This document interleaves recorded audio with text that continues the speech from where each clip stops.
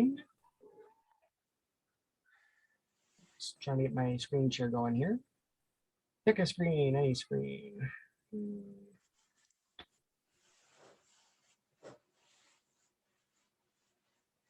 That able to be seen by people?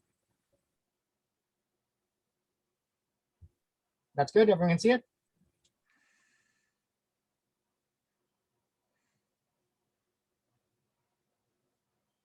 Everyone's able to see the screen?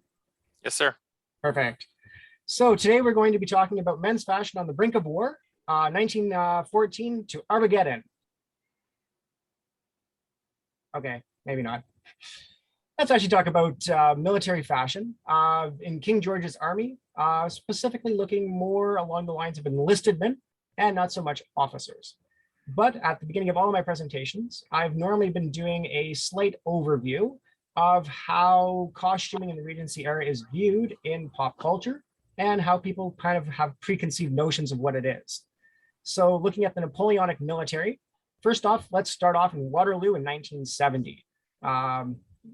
Fairly classic. I'm pretty sure most people have seen it a few too many times. And it's overall fairly well done when it comes to looking at the military costuming. Let's just say Duchess of Richmond's Ball is my favorite scene. Not going to lie, it's fun. Next up, let's go to the BBC Pride and Prejudice. Can't go and talk about military stuff without bringing up Colonel Fitzwilliam or Mr. Wickham. So there you can see military officers, again, trying their best. Pride and Prejudice does a good job overall, but military officers as well as military enlisted men normally lack. Let's go on to Sense and Sensibility in the same year. And I will say this, Colonel Brandon is probably one of the better dressed military officers in the BBC series, except for the fact he's a colonel and only has one epaulet. A little bit of a cry there. Moving on to the Hornblower series, and I will admit Major Cotard actually is wearing a major's uniform and is well dressed for a British military officer. Not going to lie, Hornblower is kind of your go-to movie if you're going to watch and spend time just to kill. But I will admit the books are way better than the movies. But I digress on that one. Now let's bring up Pride and Prejudice from 2005. Again, Mr. Wickham. And I'm just going to let that one sit there because it's what it is. It's a costume house red coat with a belt, no sash, unkept hair, no hat as usual, and just poorly done. Women's costume in that one, really well done. Men's stuff, military, not so much. And another Mr. Wickham. Can't go and talk about Pride, Prejudice, and Zombies. But again, I'm not going to go anywhere near that one. It's just fun to watch. You have Vanity Fair in 2018, where you've got what looks to be a close to like 1814, 1815 look. It's overall better done than most military costuming in shows. Next series is actually one that's coming up for its second series this year, and that's Stannington. At least the colonel is wearing two epaulets, and that's about as much as I'm going to leave it there. Waterloo medal, it's kind of randomly in place. Corsets, they're kind of a thing of the past by this period, mainly worn by the officer of the day. And yeah, can't go talking about British military films without talking about Richard Sharp. Series ran from 1993 all the way till 2008, if you can believe it. And if you can catch the upside down Shaco plates, you've watched it as many times as I have. So let's continue on and take a look at military rank and class. To talk about uniforms and textiles, you kind of have to have a basis of what the class system and the structures were like. So let's start off by looking at the rank and file. So that's the enlisted men, the men that are actually working the vast majority of the men in garrison, and essentially how they come to be in these garrisons. So you have conscription. You have the ways that they've either told you have to enlist or you get transported. Who wants a free trip to Australia? Or you can join the army for 21 years, your choice, or life. You can volunteer, get out of your place, nothing better to do, or you just need something to do with your time. Travel the world, right? And it's also a very underrepresented class within pop culture and within the literary record as well. So let's look at the commissioned officers. And I'm not going to go so much into the details, but I'm just going to kind of explain how their lifestyle slightly works. And then you can kind of judge their clothing from that and how their clothing should look. So we're just going to look at the commissions alone. So the purchasing commission to join the British Army and then to move up in the rank structure. So an ensign pays £400 just to enter the army, plus this whole system he has to jump through to be able to join the army. It costs more than £400 by the time he's actually ready to join, let alone the cost of the uniform, his equipment, his tentage, his baggage, his sundries, you name it. Moving up to lieutenant, you go to £500. Captain, £1,500. Major, £2,600. Lieutenant colonel, £3,500. And these are coming out of the general regulations for the Army, published in August of 1811. So right at the cusp of the period that the War of 1812 breaks out at. So let's look at how the pay structure breaks down per day, roughly for the period of 1810 through 1815. So again, looking at the rank and file, and let's start at the very highest of the non-commissioned officers. And that's going to be the sergeant major, the regimental sergeant major, or the quartermaster sergeant, making a whopping 2 shillings 6 pence a day. The sergeants, such as the chap, I got chap on that side, the sergeant, making 2 shillings 2 pence a day. Moving down to the corporals, making 1 shilling 4 pence a day. Drummers, doing fairly all right for their age at 1 shilling 1 pence and 3 farthings. Privates making a grand total of a shilling a day. That is on paperwork. By the time the pay actually gets to them, once the private removes his stoppages, his equivalency of that comes down to merely 6 pence or less. So 6 pence goes to messing, 2 pence to laundering and maintenance of his necessaries, maintaining his uniform, boot blacking, brushes, shoelaces, whitener, pipe clay, you name it was coming out of their pay. So by the end of the day, you get into a fight and you damage the barracks, well, you lose another 1 or 2 pence to damages. You also got to pay for your haircuts and other things like that. So on average, yeah, you're maybe taking home 1 to 3 pence a day, or at least you're taking that to the tap house and not too much after that. Now jump the class barrier and let's look at the officer's pay. So looking at the very top and coming down again, a colonel of a regiment is making 22 shillings and 6 pence a day. Wow. A lieutenant colonel, 17 shillings. A major, 16 shillings. A captain, 10 shillings and 6 pence. Coming down to a lieutenant, such as the chap behind me on that side, at 6 shillings and 6 pence a day. And then an ensign, the lowest tiered officer, the learning rank for an officer's class, at 5 shillings and threepenny bit. Paymasters, so looking at the staff of the army or the staff of the regiments, paymasters at 15 shillings. I think he might be taking a few off for himself a few times. Adjutant at 8 shillings and 6 pence. Quartermaster at 6 shillings and 6 pence. Quartermaster, 6 shillings and 6 pence. A surgeon, 11 shillings and 4 pence. And his assistant at 7 shillings and 6 pence. And that's coming down to a lot of money going in per day to the officer's class. But you think they also have to pay for their clothing, pay for their food, pay for their lifestyle, and pay to be able to maintain a standard of living, to pay to be a gentleman. So let's just say a lot of coin gets thrown around at the officer's level and a few pennies or farthings at the junior level. So last time I did the talk, there was a little bit of confusion over how you can look at a shilling and compare that to today. So just to start things off, here in Upper Canada, as well as Lower Canada in the United States, you had roughly 4 main types of currencies that were circulating. So you had pound sterling, US dollar, Halifax or provincial dollar, which was the equivalent to roughly 4 shillings 6 pence. Then you had trade, services, and helping out your neighbor. So if you were to look at this and how those would kind of make the barrier and jump into the equivalencies and what they'd be worth, in 1800, roughly £1 would be $4.44. In 1810, exactly the same. And by 1820, slight bit of inflation coming up to $4.56. Now let's bounce up to 1988. The study I'm using is based on that year. So the equivalent to £1 moving up to 1988 would be roughly $30.62. By 1810, $33.13. And then by the end of the 2 decades of the first quarter of the 19th century, you're looking at about $38.32. 1988, bouncing that up to 2022. $100 is the equivalent of about $237. So you're averaging out that a pound is roughly $40. So it's still a fairly decent chunk of change. This study is actually out of a book that was actually looking at how wealthy is Mr. Darcy really? Pounds and dollars in the world of Pride and Prejudice. And it was done by James Heldeman. There's a link there if you're actually interested in it. It's a neat little study.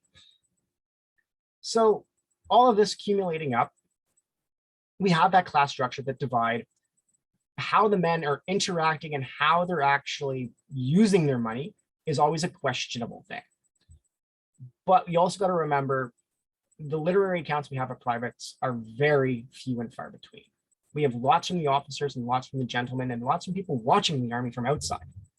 And one of the most famous ones that everyone references is that of the Duke of Wellington and his famous letter to the Earl of Bathurst on the 2nd of July, 1813. Essentially, it reads as, my dear Lord, it's quite impossible for me or any other man to command the British Army under the existing system.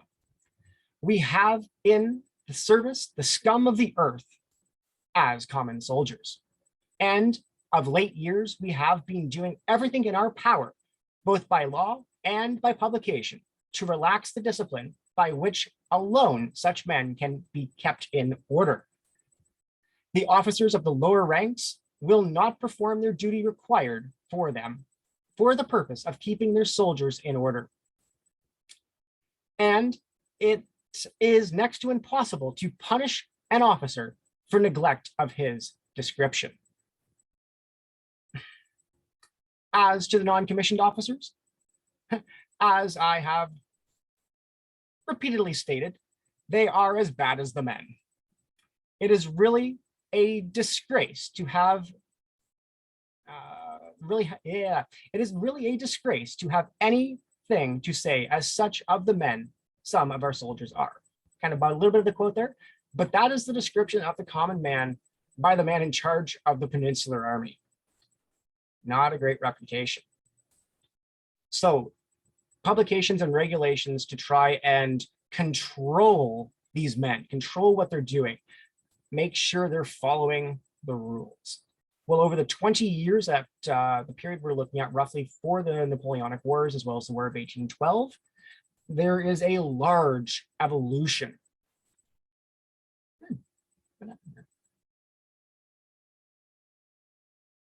My PowerPoint has broken down. Can everyone see the regulations list? Yes, sir. Okay, I must have missed my transitions there. Anyway, so essentially looking at the regulations, pure evolution over the years, new regulations roughly every year, changing things, changing that, this didn't work, we don't like that, all the way through, and then a double one in actually 1815, 1816 at the end of the wars. Essentially major changes, how to wear your hair. 1807, they got rid of the queue. Essentially, when you come down to it, the cuts of the coat changes, the turnbacks, they change. The tail settings change slightly, the pockets change slightly. Headdress changes 4 times over this 20-year span. You go from the large cocked hats into the stovepipes, into the Belgiques, and then you end it off with the Regency shako at the end. And then the bell top comes in really quickly just after. Leg wear. Can I just say, to get a definitive answer over what color of trouser we should be wearing, what textile it should be made out of, or even the cut, it's kind of difficult. It does dramatically change though after 1809. And then let's just not get started about greatcoats. I will admit, whether like today, greatcoats are handy. You can see the 2 behind me. The officer's one, very much a fashion of a gentleman's coat. The red scarlet collar, double-breasted, fitted, tails in the vents, a gentleman's coat. Sergeants, actually as early as 1803, were actually allowed to personally purchase and pay for the facings of their regiments, so for 41st to be red, for their collar and for their cuffs, and to wear their chevron on their sleeve as well. But only on one sleeve, even on a flank company, which is an interesting distinction there. And then that actually gets very much written down and codexed as the first decade moves along.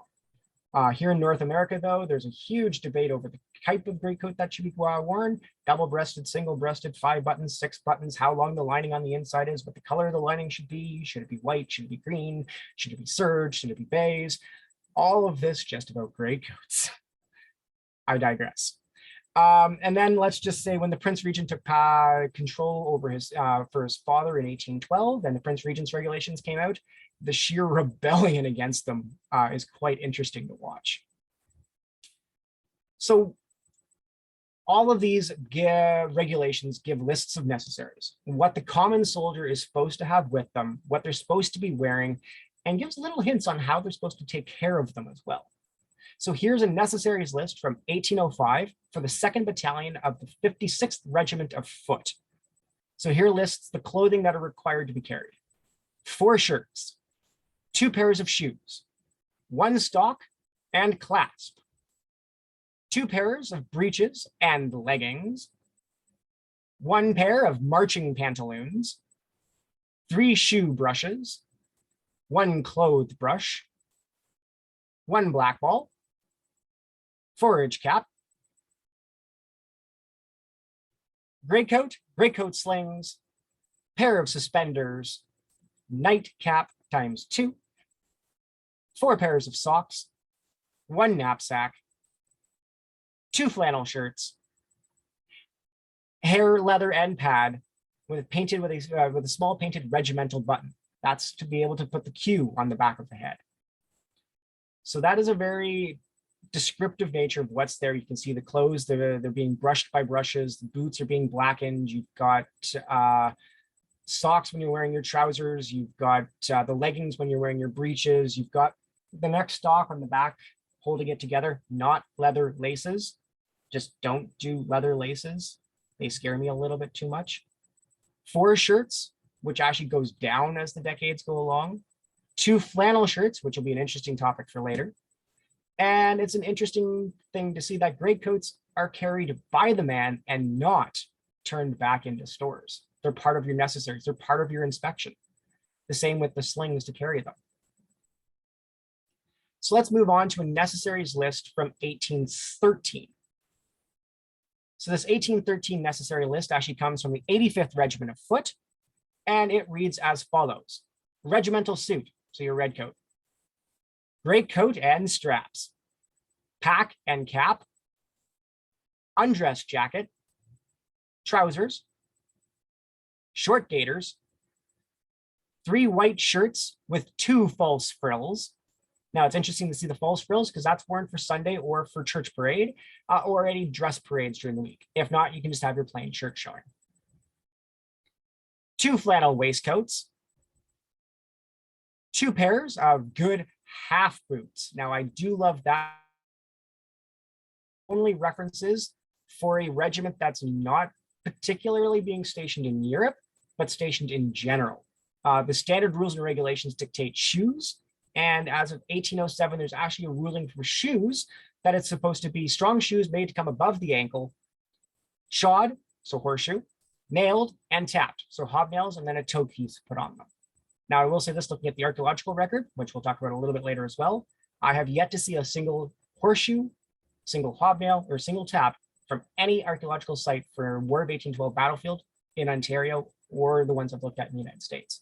So it's interesting to see that that wasn't dress regulation, but you think they'd fall out. As reenactors, I know a lot of people have lost those parts. Anyway, moving on to 2 pairs of socks, 2 towels, which is the only one I've seen with that referenced in there, a comb to brush your hair, razor, clothes and shoes brushes, buff stick, button stick and polish. I know Mr. LaRoche, our Fort Major at Fort George, also the director there, had a great realization what a buff stick was for polishing brass. So interesting little piece there. A blacking ball to do your shoes, a piece of soap and sponge, and that is it for your necessaries list. So let's move on and see what the true regulations issued by the Army are telling you you're supposed to wear. So what you're actually supposed to have according to the Army, not according to your colonel. So the regulations for 1812 actually break it down into 3 different sections: on home service, on foreign service, and then everything else that you're supposed to carry when you're just generally packing your pack. So let's start off with home service. 1 pair of breeches, 3 pairs of stockings, 1 pair of long gaiters. On foreign service, you're entitled to 1 pair of gray cloth trousers, your pantaloons, 1 pair of short gaiters, which are generally matching the cloth of the trousers. So gray for gray gaiter for gray trouser, white gaiter for white trouser or white pantaloons. They cross that way. And then your standard necessaries. Again, 1 pair of shoes, 2 shirts, 1 black ball stock and clasp, 1 pair of breeches and slings, 1 knapsack, forage cap, 2 brushes, greatcoat, straps for carrying the greatcoat, and 1 pair of mitts when the weather and the climate are amenable to it. What is interesting though, when you're looking at these clothing, is the constant or the appearance of flannel. In the 1790s, flannel actually gets a really bad rep. It's actually classified as being dangerous, but I think I'd rather wear flannel than meet a Highland bayonet charge. So looking at wool as a dangerous object. So this quote here actually comes from Dr. William Blair in 1798 from his book entitled The Soldier's Friend, which, believe it or not, sold for a whopping ½ crown. As the description goes here, all the benefits are deprived of the proper use of flannel. Essentially what he's saying is, I'm going to break it down really quick here. Don't get it wet, don't get it dirty, must be constantly washed. It will make putrid smells, will make people sick, and if it comes off a dead person, don't wear it. Kind of common sense if you think about that in a way. But essentially it's saying do not wear dirty flannel because it is bad and detrimental to your health. But when you're thinking about it here in North America, it gets rather cold outside. When you're looking at the standing orders for the Royal Fusiliers, when they actually are dispatched to Canada in 1798, they're actually, I believe it's 4, 5, or 6 different garments that are made of flannel. Waistcoats, drawers, undershirt, a sleeved waistcoat as well made of flannel. So a huge amount of flannel is being used as essentially an insulation layer. I will say this though, if you have a really tight fitting tunic, flannel fits much better underneath than trying to fit your barracks coat underneath. So that's also a thing too. But it's not just North America where this flannel is being issued. The West Indies, they're being issued flannel waistcoats. They're being issued everything the same, just in smaller quantities when it comes to that. I will say this though, they are being issued higher quantities of shoes. It's a wet environment. I wouldn't want to deal with that. An interesting one, a sad story actually, is looking at the returns for the 41st Regiment of Foot for the casualties that essentially disease took in Montreal in the year of 1810. And every single person had listed 4, 5, 6, 7 garments made of flannel, waistcoats, drawers, shirts, a lot of flannel shirts. So yeah, it was a thing. It was being worn and you kind of needed it. And believe it or not, it actually makes it into pop culture or into the satire world of the Regency as well, with Isaac Cruikshank, with his little caricature here named Flannel Coats of Mail Against the French Cold, or the English lady's patriotic present to the army. There you can see a pair of flannel breeches being put on, tied at the just below the knee. You see the sleeved tied flannel waistcoat. And it's really interesting to see the one chap that's kind of picking his teeth there. The lady's actually draping the waistcoat, the same you would for ladies' garments, instead of actually based off of a full pattern like men's clothing typically is done. But there you can see essentially a company being fitted out for flannel undergarments. So enough about this. Let's take a quick look at a specific regiment and see how we can apply literary, historical rules and regulations to create a knowledge base to recreate the Regency era. So let's take a look at the 41st Regiment of Foot. Yes, the 41st. I love the 41st. Anyway, so let's take a look at the 41st here. So looking at the rank and file alone, why does our modern interpretation look the way it does? So why does the 41st Military Living History Group, the one featured there, look the way it does? Why does the fife and drum corps of the 41st at Fort George look the way it does? Why is the interpretation the way it looks? Well, let's start off by looking at some of the original tailor's guides that we still have today. So one of the first ones we're going to look at is the Lace Book, which is held at the Royal Library at Windsor Castle, and it dates to 1768. Yes, much earlier than our period, but it's always good to know where you've been and know where you're going to know what you're doing in the middle. So remember that as I do the next little bit of study here. The other one is the Military Sample Book, which is circa 1810. Then there's the Tailor's Day Book, which is circa 1832. So looking at these books, they're actually really cool and really informative when you're actually trying to figure out how these coats were made, what amount of material is used, what amount of lace is used, how many buttons, what size of buttons. It's all in these books. So let's start off with the Lace Book from 1768 and this little piece of wool with a button twist buttonhole on it.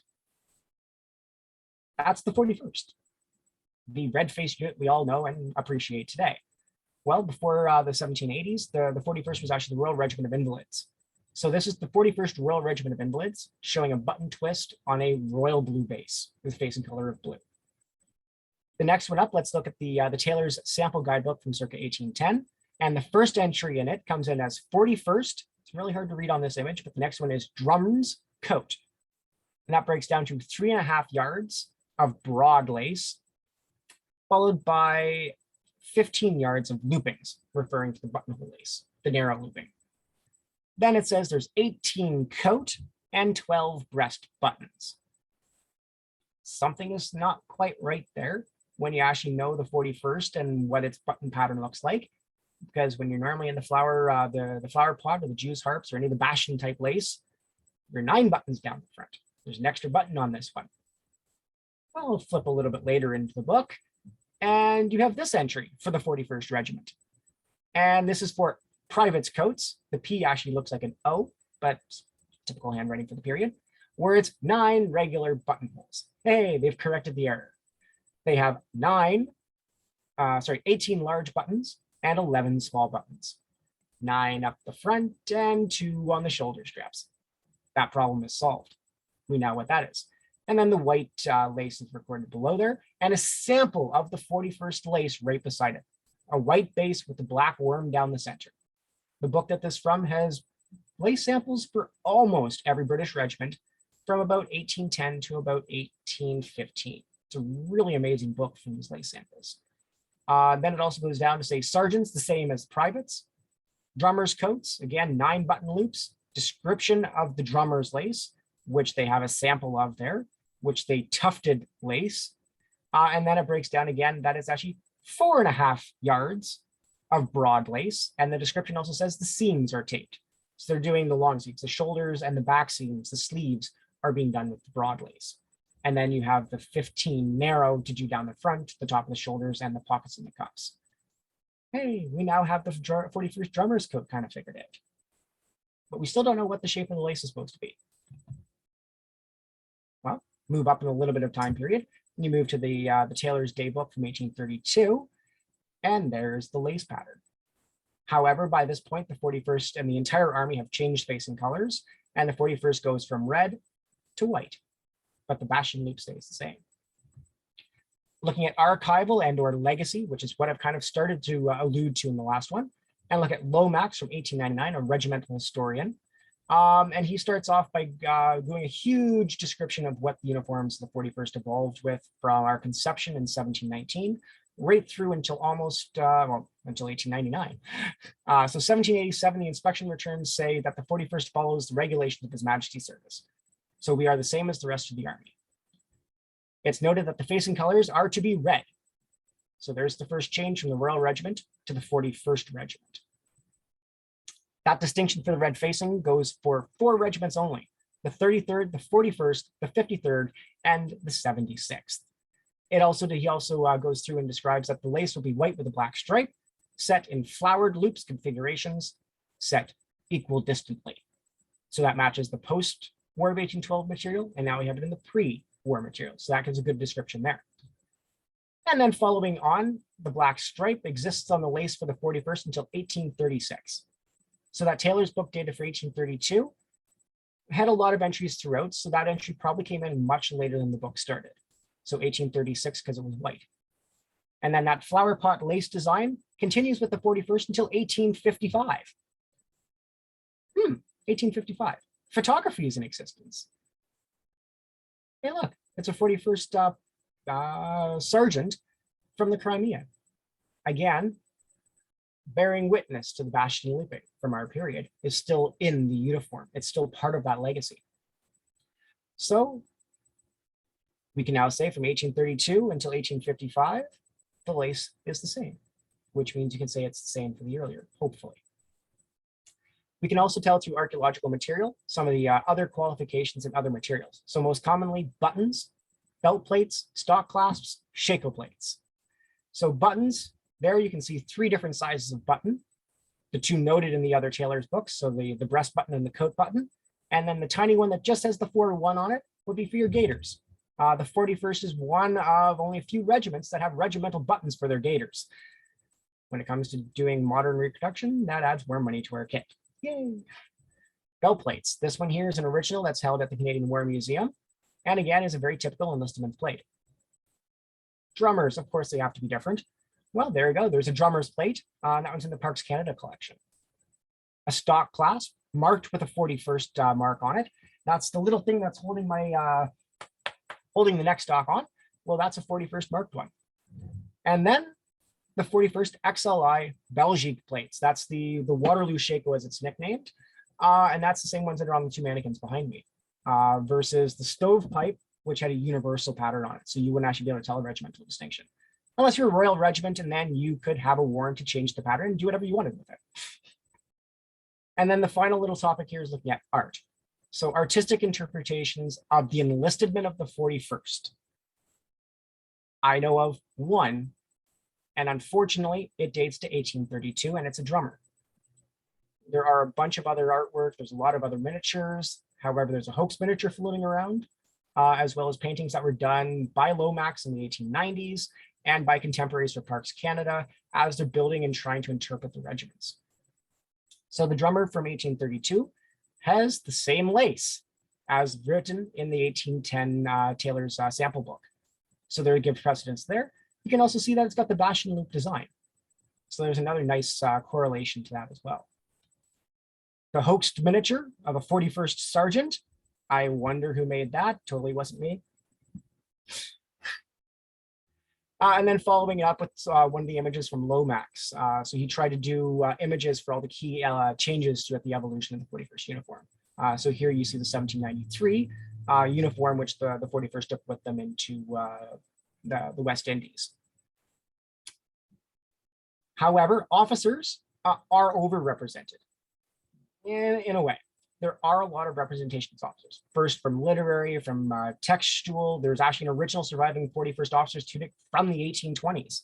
So that has the same officer's buttons that are recorded as changing in 1812, actually August 25th of 1812, when the 2nd Battalion was formed in Winchester. The officers decided the 2nd Battalion would have gold lace, change the button pattern, change the shako, change the cut of the coat, and throw all of the old stuff out. Well, by the time the 2nd Battalion got here in 1813, well, they put the silver stuff into stores. It was captured at Fort Erie, so we know that. And it's an interesting little development there. But when it comes to the officers, okay, potential of this being Colonel Alexander Campbell. This beautiful miniature here with that plaited hair border on it was estimated to be painted by Frederick Buck, a miniature painterist in Dublin, Ireland. And it's hypothesized that it is Major Daniels, Thomas Daniels, who actually died in just outside of Dublin during an engagement with the Irish Rebellion in the 1790s. And if I turn just slightly this way, it's on my wall over there. I own that one. It's a pretty little piece. Not boasting at all.